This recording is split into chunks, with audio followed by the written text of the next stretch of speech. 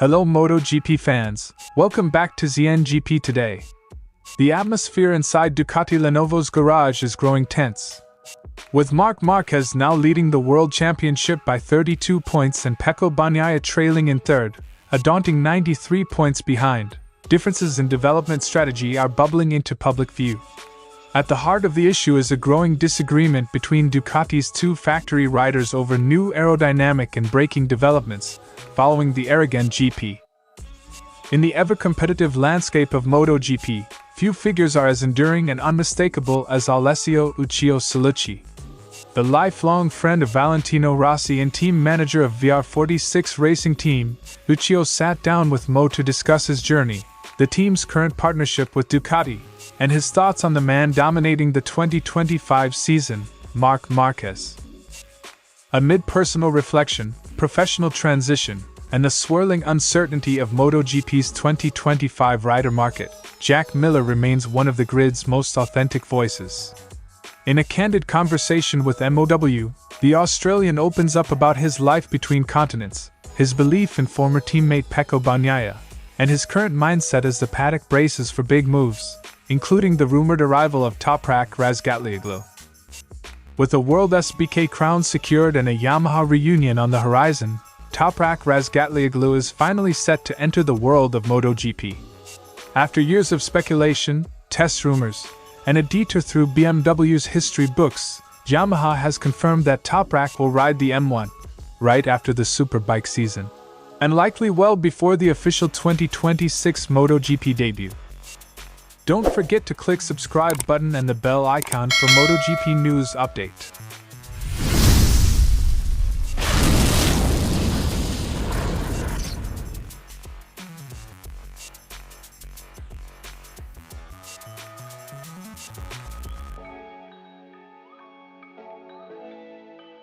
While Marc Márquez continues to thrive on the GP24, his remarks suggest a degree of restraint in adapting to new tech.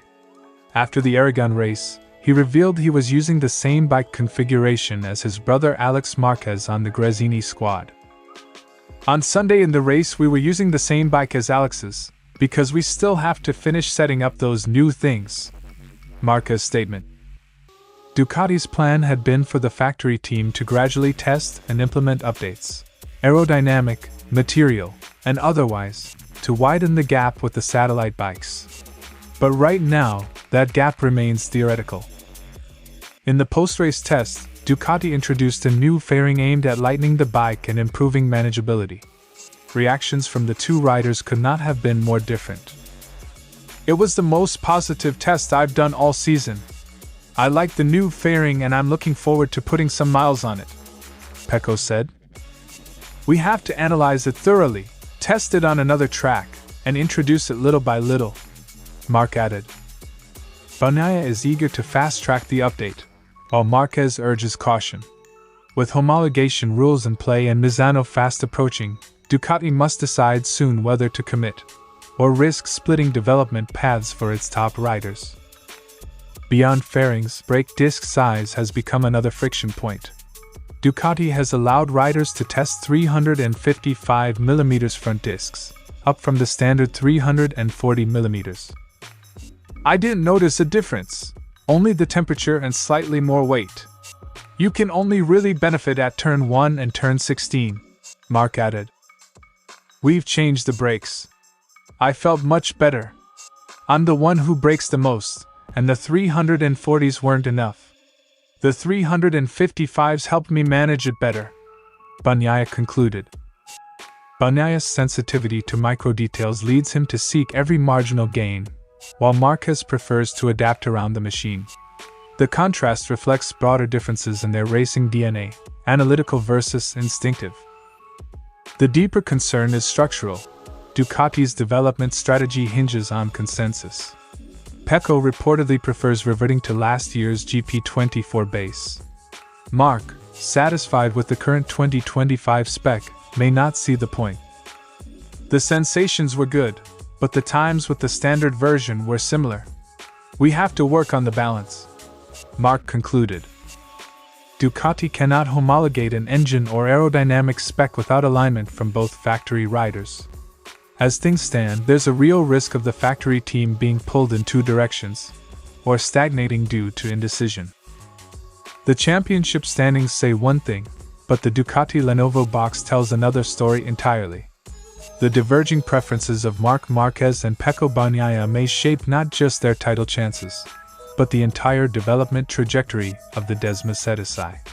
A single, unified direction is essential, and whether Ducati can forge that consensus in time may determine how 2025 ends and how 2026 begins. Uccio's story begins not with spreadsheets or telemetry, but with a boyhood bond. Since childhood, he and Valentino Rossi shared a love of speed, on bikes, in cars, and in spirit. It's a friendship that grew into a career, forged in paddocks and pressure cookers. As children, Vail and I were passionate about motorcycles.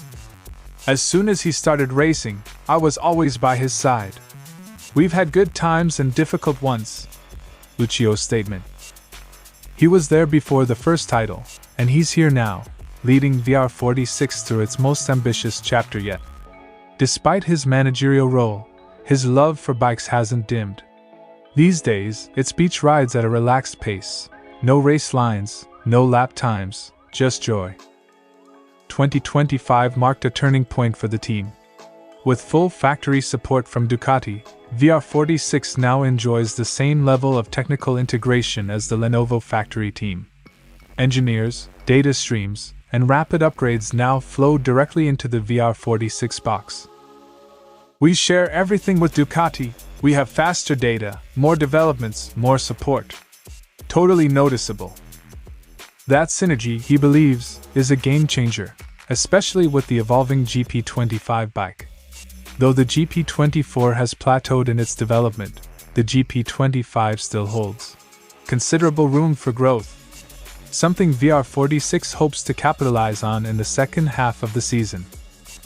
When asked about this year's standout performer, Uccio's answer is immediate and unequivocal: Marc Márquez. Right now, he's the strongest. We have to observe him, learn from him, and try to catch up. It's a rare moment of public recognition from one VR46's most senior figures, and a sign that even within Rossi's circle, Marc's dominance on the GP24 isn't just respected, it's acknowledged as the benchmark. As Moto GP enters a silly season increasingly reminiscent of Formula One, Uccio offers a measured view. He hopes the sport doesn't fully adopt F1's culture of quick contract turnarounds and mid-season shakeups. You have to respect things. If you sign for 2 years, you give 100%, shut up, and walk away when it ends, concluded. It's a philosophy passed down from his parents, and, he says, from Valentino Rossi himself. He points to 2012, when Rossi endured a famously difficult stint at Ducati without ever seeking an exit clause. For Uccio, loyalty and commitment remain the foundations of true professionalism. From paddock pranks to team principal duties, Uccio Salucci has lived every corner of MotoGP life. In an era defined by change and raw performance, his steady perspective, one rooted in loyalty, friendship, and respect, offers a reminder that even in the fastest sport on earth, some values should never be left in the gravel. For all his years in Europe, Miller's soul is still stitched to the Australian outback. A life of dirt bikes, fishing, wide open land, and simplicity. Even now, based in Europe with his wife and daughter, he admits to a kind of homesick longing. Still, that yearning hasn't dulled his fire on track. After a tough season and team change, self-doubt crept in, but didn't stay long. Miller found form again, and with it, a renewed sense of identity. I miss the lifestyle, the ocean, the farm, the freedom. I like the simple things in life. There comes a time when you start to doubt everything. I was pleasantly surprised to see myself so fast. I just want to be competitive. Miller's statement. In a moment that cuts through the usual MotoGP politicking, Miller offers an unflinching defense of Pecco Bagnaia, his former teammate at Ducati. Critics have questioned Bagnaia's consistency and edge in the face of Marquez's resurgence, but Miller isn't having it. His comments aren't just support. They're a call for perspective in a sport often clouded by recency bias. Miller knows how momentum shifts in MotoGP, and how critical belief is during a rough patch. He won 11 races in 2024 and people say he's not capable? What more do they want? I'd like to have a shitty season like that too. When you're in a bad run, you need people around who believe the problem can be solved. Otherwise, it's impossible to weather the storm. While Miller now rides in Pramac Yamaha colors, his affection for Ducati, and Gigi Dall'Igna in particular, remains deep. For all Ducati's precision and performance, what left a lasting mark on Miller was something more personal. Everything he said he'd do for me, he did. He was an extraordinary teacher. That kind of loyalty still matters to Jack. It's what he tries to bring to every garage he enters, no matter the machinery beneath him. With Toprak Razgatlioglu linked to Miller's seat for 2026, some might expect tension or politics. Instead, Miller offers maturity and grace. And if Toprak arrives? Miller's response reflects his broader philosophy. Racing is bigger than egos. Of course I'm interested. I do my job and my boss will make his decisions. If he comes, it will be great for the championship. If not, he's still doing a great job in superbikes, concluded. Still blunt, still honest, and still racing for all the right reasons, Jack Miller remains a vital presence in MotoGP. Whether defending a champion, riding through uncertainty, or dreaming of Australian coastlines, his words remind us of the rare human element in this data-driven sport. Miller may not have all the answers, but he's never afraid to say what everyone else is thinking.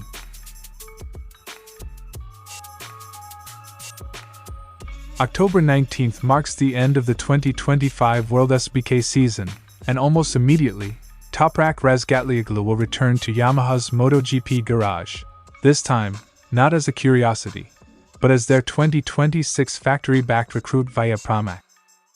Most likely he will have the possibility to test right after the Superbike season. Yamaha Racing Director Paolo Pavizio's statement. It won't be Toprak's first taste of the M1. Back in 2023, he tested Yamaha's prototype in a private session, and left disappointed. 1.4s slower than Dani Pedrosa, over one's off-cal crutch low, and burdened by a team in the midst of a restructuring crisis, Toprak walked away and into BMW's arms. That choice led to a historic title win, but the unfinished business with Yamaha clearly remained. Pavizio speaks with both candor and optimism, acknowledging that the failed 2023 test hurt both sides, but also lit the fuse for a better reunion. Yamaha's internal chaos is no longer a factor, and Razgatlioglu returns with validation. He didn't just leave, he won somewhere else. That test didn't go to expectations, for anyone. Honestly, I'm happy he proved himself elsewhere. It gives me more trust for the next chapter. Credit is also given to BMW, who've supported the transition gracefully, and to Toprak's character, which Pavizio describes with quiet admiration. He's a nice guy, and people want to support him as much as we can. While Razgatlioglu won't debut with the Yamaha factory team per se, the Pramac partnership is effectively a full works ride. 7 Yamaha engineers, shared technical leadership under Max Bartolini, and identical machinery bridge the gap between the two garages. There are 2 factory teams. He'll have a full factory ride, with a family atmosphere and less pressure. It's a strategic entry point. Less noise, more control, in a sport where rookies often burn out faster than tires on a sprint lap. Critics have questioned the timing. Toprak will spend 2026 adapting to Michelin tires, ride height devices, and aero-heavy 1,000 cubic centimeters bikes, all of which will disappear with MotoGP's sweeping 2027 regulation overhaul. So why jump in now? The way of working, the rhythm of the season, the pressure, you need to learn that. For me, the sooner the better. Yamaha's logic is clear: adaptation to MotoGP's pace, not just its machines, matters more than the tech that's set to vanish. 2026 is a learning year, so that 2027 can be a launch pad, not a reset. Toprak Razgatlioglu's second Yamaha debut is no longer a matter of if or when. It's real, it's official, and it's imminent. With Pirelli returning to Moto GP in 2027 and a familiar factory behind him, the Turkish ace has every reason to believe his late arrival might be perfectly timed after all. Thanks for watching ZNGP today, and this is your MotoGP news update. And see you next time!